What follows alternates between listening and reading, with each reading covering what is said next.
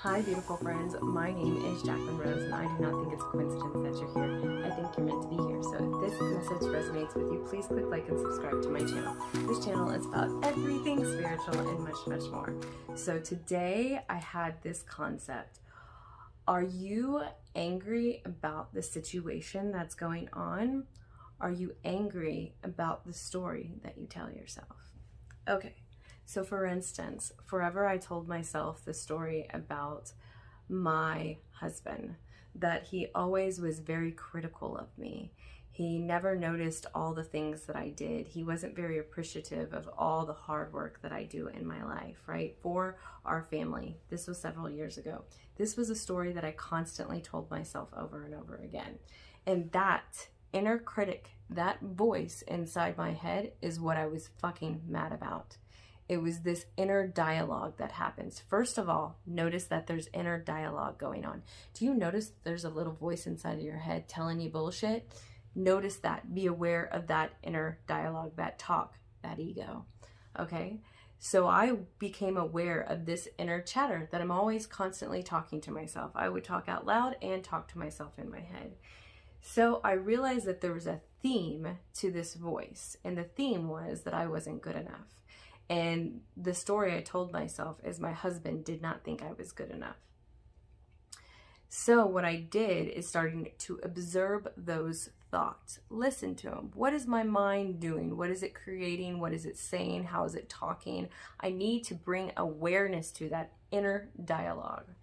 So I realized that I had this theme, not just with my husband, but it was also about me being a mother or a friend. That I always thought I was doing something wrong. My son's behavior was a direct reflection of me.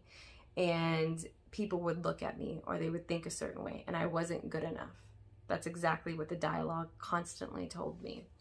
So I realized that's what pissed me off and I could reframe that story. And I did with my husband. My husband is a Virgo. I am a Taurus. We're both earth signs, but my husband is very analytical. He likes to, they call him MacGyver. He likes to put things together. He likes to take things apart. He likes to problem solve. He's in management and sales, so that's what he does. He problem solves. He makes sure things align a certain way.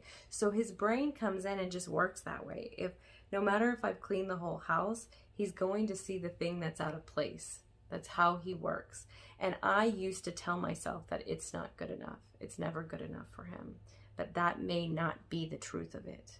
It may be just the way he is. Now, there was a communication that I had to get across to my husband that, hey, I have this belief, and sometimes when you do these things, it triggers me, and I'm trying to work on that belief, but please be aware of some of these triggers for me. And he also would come back and be like he didn't mean to come off that way. And I kept telling myself over and over again, he doesn't care about you. He doesn't see, he doesn't, all this stuff. And that became my reality until I stopped that dialogue. I stopped that storyline and I reframed it as something else. My husband is trained to work in this way. This is how his brain works. And he's not intending to make me feel this way. And if at the core of it, I didn't feel good enough, that was a core belief of mine.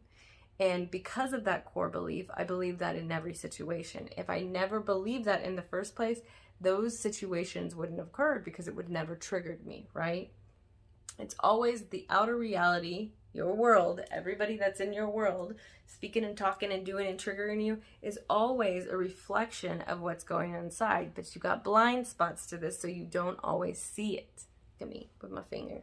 You do not always see these blind spots. That's the trickery of life. That is our job, to see the blind spots. But it takes years and years and years for anybody to even understand how to go inward. What does going inward look like? Well, going inward is becoming aware of the dialogue, the inner voice, the ego, the critic. That means going inwards. What is it telling me? Why am I getting triggered? If I never had the belief in the first place, I would have never been triggered.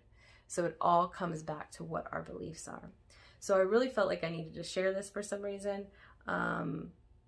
We really are getting mad about the story that we tell ourselves. We're not actually getting mad about what's happening in the present moment.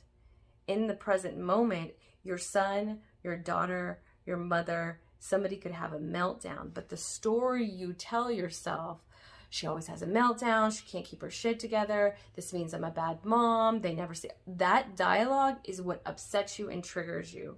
Notice the dialogue, and then reframe the dialogue. See how there can be different perspectives off of one situation, and so you can choose a different perspective. I hope this helps you. Much love.